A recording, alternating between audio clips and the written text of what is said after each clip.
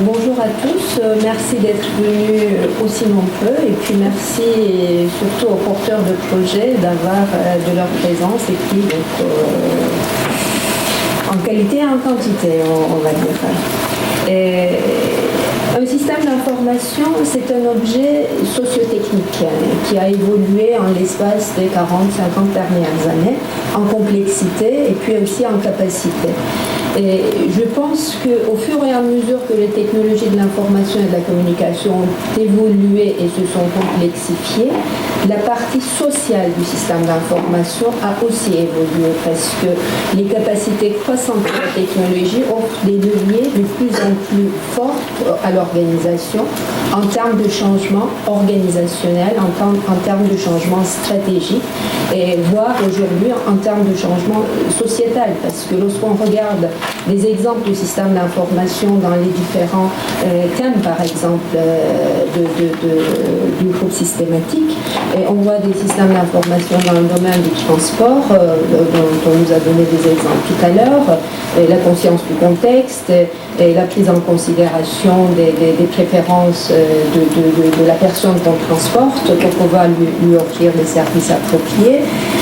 Ou alors dans le domaine médical, pour le traitement des personnes de troisième âge, ça fait une vingtaine d'années que c'est une thématique, une quinzaine d'années peut-être, c'est une thématique importante au niveau de la communauté européenne, pour pouvoir faire un suivi médical des personnes à leur domicile. Les systèmes d'information et technologie, c'est essentiel, avec les indicateurs qu'on met à domicile pour pouvoir relever régulièrement les données et les informations et pour pouvoir intervenir en cas de danger, aussi dans le domaine de l'environnement, pour la gestion des systèmes complexes, pour la simulation des systèmes complexes.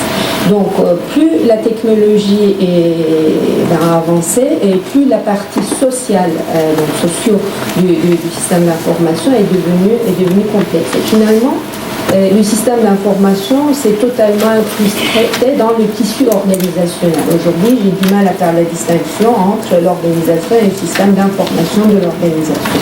En tout état de cause, si jamais on devait l'arrêter en partie ce système d'information, l'organisation ne fonctionne plus. Alors, dans le système d'information, personnellement, je mets aussi les acteurs et les compétences et les capacités des acteurs. Donc, les systèmes d'information, objets sociotechniques. Ce qui explique aussi qu'en slide d'introduction, avec les 7 axes d'innovation que je vais vous introduire très clairement avant la présentation des projets, et il était question de laboratoires en informatique et en sciences sociales. La recherche en système d'information, pas seulement en France mais au niveau mondial, a deux facettes, a deux versants. Il y a la recherche qui est effectuée dans des universités, des facultés d'informatique, et il y a la recherche qui est effectuée dans ce qu'on appelle les business schools, donc sur la partie organisationnelle des systèmes d'information. Ces deux recherches sont complémentaires, sont indispensables. Il y a très peu de gens qui essayent de comprendre qu'est-ce qui se passe entre les deux milieux, et je pense que avec les systèmes d'information qui deviennent de plus en plus socio-techniques, il va falloir regarder de plus en plus qu'est-ce qui se passe à la frontière de ces deux domaines.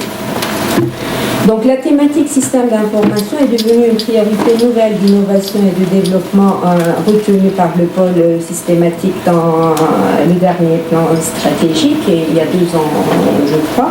Et donc depuis 2-3 ans, comme a dit Stéphane, il y a une task force à qui il a été demandé de réfléchir sur les problématiques du système d'information. On est une quinzaine, une vingtaine dans ce groupe de travail. Il y a eu aussi une enquête qui a été organisée, un sondage qui a été réalisé en 2014 par une entreprise, le cabinet Ville Stratégie. Vous avez certainement été contacté pour ce sondage. Et les résultats donc, de ce sondage ont confirmé l'importance de la thématique, quel que soit le domaine d'activité et quelle que soit la taille de l'entreprise. Alors, si vous regardez ce document qu'on vous a certainement donné à l'entrée, si vous n'en aviez pas eu connaissance avant, il y a 3 choses qui attirent mon attention en page 2. Valoriser les données, partager l'information, faire émerger la connaissance. Je pense que c'est trois objectifs parmi d'autres essentiels des organisations aujourd'hui. Et donc, ce groupe de travail pendant environ un an et demi a travaillé et a dégagé un certain nombre d'axes d'innovation suite à ce sondage, suite aussi aux entretiens des DSI et puis des dirigeants des directions des métiers aussi et de grandes entreprises françaises et nous a conduit à déterminer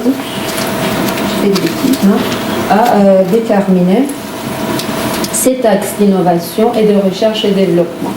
Alors, pourquoi c'est 5 et peut-être avec un autre groupe on en aurait eu 5 et puis avec un autre groupe on en aurait eu 10. Donc là aussi c'est une représentation de la réalité. Il y a eu peut-être des raccourcis, il y a eu peut-être des abstractions, mais je pense que lorsqu'on regarde au niveau des feuilles donc de cette structure, on a une vision assez exhaustive des axes d'innovation sur lesquels, je suis sûre, tout à l'heure, nous allons voir un certain nombre de projets. Alors, il n'y a pas d'ordre d'importance entre ces 7 axes d'innovation, donc par ordre, ça apparaît dans le document. Intégration des dimensions socio-organisationnelles et opérationnelles. Donc là, le système d'information, on a dit c'est un objet socio-technique, mais tout en étant un objet socio-technique, on peut le voir de manière totalement opérationnelle, c'est-à-dire c'est un ensemble de processus figés plus un système qui gère ces processus figés. Eh bien non, ça ne se passe plus comme ça, déjà depuis une quinzaine d'années, et donc le réseau social d'entreprise a de plus en plus d'importance, et les échanges d'informations, parfois informels entre les acteurs de l'organisation, parfois ça a plus d'importance que les processus figés, les processus métiers figés de l'entreprise. Donc, plus qu'un réseau social d'entreprise branché sur un ERP, donc ce type de système veut structurer des échanges d'informations, la co-construction et la co-décision dans l'organisation, donc ce qu'on peut appeler intelligence collective. Là, le défi est d'autant technique qu'ergonomique pour bien intégrer les couches qu'on appelle ici l'intégration utilisateur, c'est-à-dire le réseau social d'acteurs, la collaboration entre les acteurs, l'aspect collaboration, Roberto l'a aussi souligné tout à l'heure, avec des couches plus opérationnelles, plus opératoires, plus prédéfinies, si vous voulez, par l'exécution des processus et par le support que les différents services informationnels vont apporter à cette exécution de processus. Le point 2, l'axe 2, c'est la réactivité et suivi en temps réel des partenaires et des clients. Donc là, l'idée, c'est que les flux de production sont traités au plus proche de la réalité. Alors, l'utilisation au présent du verbe être, c'est quand même un objectif qu'on se donne, une cible. Ça ne veut pas dire qu'aujourd'hui, c'est forcément comme ça dans toutes les entreprises. Donc, ce qu'on vise, c'est que ces flux de production soient traités au plus proche de la réalité. Les échanges avec les clients et les partenaires, et puis avec toutes les parties prenantes, s'enrichissent à chaque étape du processus, des processus de travail, en pouvant par exemple visualiser le traitement d'une commande, en ajustant ou en personnalisant en temps réel aux changements qui arrivent dans la situation du client ou dans notre situation dans l'entreprise ou d'autres changements environnementaux. Et donc la transparence des échanges entre les partenaires est garantie. Muriel tout à l'heure a insisté sur l'aspect transparent. L'axe 3, la sémantique, la complétude, la qualité des données et de l'information. Ces 10 dernières années, les données ont vraiment gagné une place essentielle dans les systèmes d'information, avec les big data, Internet des objets et tout ce que vous voulez. Il faut qu'on assure quand même la qualité de ces données collectées. Donc ces données collectées et traitées est-ce qu'elles sont complètes? Est-ce qu'elles sont suffisamment cohérentes? Est-ce qu'il y a des trous qui vont faire que peut-être nos décisions auront un biais? Est-ce qu'on est capable d'identifier ce type de choses? Est-ce que les contradictions sont gérées? Est-ce qu'elles doivent être gérées? Et ça nécessite de nouvelles pratiques de modélisation, de nouvelles pratiques d'intégration, d'agrégation, parfois d'anonymation pour des questions de sécurité, de gouvernance des données, de qualification des données. Et donc, tout ce matin, vous avez cité MDM. Ici, nous avons une spécialiste de la qualité des données. Tout à l'heure, quand elle présentera son équipe, elle nous en parlera. Et ensuite, valorisation des données et de l'information. Une fois qu'on s'est assuré de la qualité de ces données, comment on va en tirer bénéfice pour l'organisation? Donc le système de gestion des données qu'on met en place va assurer les conditions pour valoriser à la fois en interne et en externe les données disponibles et en tirer l'information à la fois opérationnelle pour l'entreprise, mais aussi la connaissance stratégique qui est cruciale pour donner de la compétitivité à cette organisation. Il faut traiter l'intégralité du cycle de vie de la donnée et en particulier sur tout ce qui touche aujourd'hui aux aspects de sécurité pour les données sensibles. Axe d'innovation 4, architecture pour le long terme. Donc, les entreprises sont de plus en plus complexes, les systèmes d'information sont de plus en plus complexes et on est de plus en plus dans un monde qui évolue extrêmement rapidement. Le problème, c'est que la stratégie peut peut-être changer comme ça, les processus déjà ont du mal à suivre, mais le système d'information qui est un objet construit, et jusque-là, a eu beaucoup de difficultés à suivre cette évolution rapide de l'environnement. Alors, on va de plus en plus vers une recherche de rendre le système d'information composé de composants qu'on puisse adapter selon les situations, selon les besoins, voire des composants qu'on puisse sélectionner dans un espace un peu ouvert et vaste qui peut être le cloud, en fonction des besoins du moment. C'est pas encore gagné, donc cette architecture pour le long terme nécessite probablement d'autres types de technologies et impose d'autres contraintes que celles qu'on a traitées jusque-là. Les économies d'échelle peuvent être trouvées en mutualisant les ressources et en favorisant le développement de ces composants et des ressources réutilisables par tous, voire à l'extérieur de l'entreprise. Et ça nécessite qu'on utilise des standards, qu'il y ait des normes et qu'on les respecte. Et ça rendra aussi ces composants plus facilement maintenables. Et l'un des objectifs, c'est de limiter des développements spécifiques, ce qui fait que la dette technique sera maîtrisée. L'avant-dernier point, l'avant-dernier axe d'innovation, les acteurs publics dirigés au service de l'utilisateur de bout en bout. Alors l'utilisateur, c'est qui? L'utilisateur, c'est l'utilisateur du système d'information, donc c'est un acteur de l'organisation, mais c'est aussi un client et un usager de l'organisation. Des solutions centrées donc autour de ces acteurs, qui sont des agents ou des usagers extérieurs de l'organisation, répondant à leurs besoins de bout en bout, sont étudiés aujourd'hui. Des concepts de sécurité et de protection de la vie privée deviennent de plus en plus essentiels. Et on doit les intégrer, ces concepts, par construction, dans les modèles, dans les méthodes.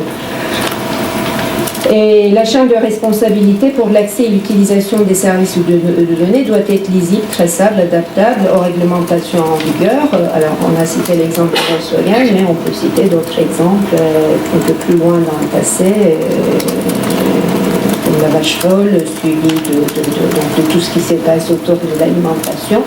Il y a des obligations légales aujourd'hui, qu'on arrive à court-circuiter parfois, mais lorsqu'on court-circuite, c'est volontaire. Donc il faut que les systèmes soient capables d'identifier s'il y a des court-circuits volontaires, des réglementations. Et dernier point, non des moindres, l'agilité maîtrisée. Donc on veut ces systèmes d'information flexibles et spécifiés de façon agile. Et ça nécessite que nos méthodes de développement intègrent des concepts pour pouvoir prendre en considération ces aspects. Et en outre, les utilisateurs aujourd'hui, les agents de l'organisation, je ne parle pas des usagers de l'entreprise, mais même aussi, les agents de l'organisation ne sont pas limités dans l'emploi de matériel ou de logiciels qui peuvent juger insuffisants, et donc il y a le principe de apporter votre propre ordinateur. Ça pose des soucis de sécurité, ça peut poser des soucis de gouvernance du système d'information. Donc il faut qu'on arrive aussi à gérer ce continuum professionnel personnel sans entraîner l'émergence d'un shadow IT qui échapperait à la gouvernance du système d'information de l'organisation. Là, vous avez de plus en plus de jeunes collaborateurs qui sont nés dans l'informatique, donc leur attitude vis-à-vis des technologies est différente et peut-être qu'ils seront de plus en plus demandeurs de ce type d'usage. Donc, pour pouvoir répondre à ces exigences, le développe des architectures applicatives fortement distribuées, orientées services, microservices, et des places de marché applicatives qui permettent de choisir instantanément au meilleur coût le service pertinent. Donc là, il faut qu'il y ait des moteurs qui assurent le matching entre le besoin à l'instant T d'une organisation et ce qui est disponible sur le cloud, dans une bibliothèque de services pour répondre aux besoins à l'instant T de l'entreprise. Et des moteurs d'intégration et d'orchestration qui font leur apparition pour pouvoir gérer tout ça. Voilà, moi je pense que c'était tout ce que je voulais dire et on va passer la main au projet. Juste une